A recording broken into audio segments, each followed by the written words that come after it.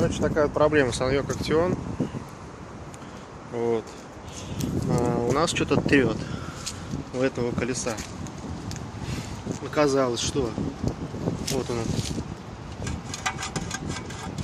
Я шевелю диск. Колодки отведены. Вот. Оказалось, что это этот вот корпус. Это кожух защитный, что ли, что-то такое. Но он трет, короче, очень сильно.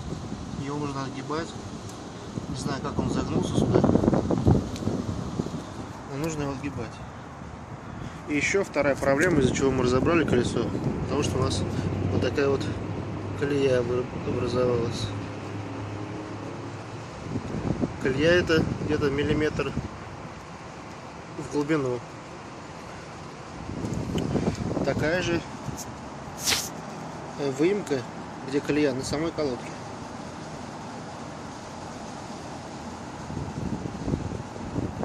Сейчас может быть плохо видно, но видно.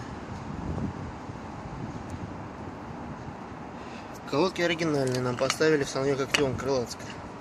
По идее, сейчас посмотрим. Не знаю, оригинал это или нет, но все выглядело вот так вот. Под этим кожухом.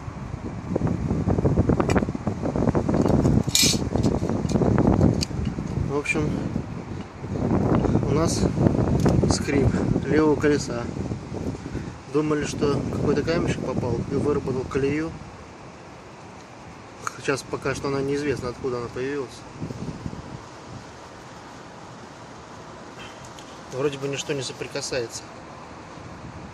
Зазоры есть.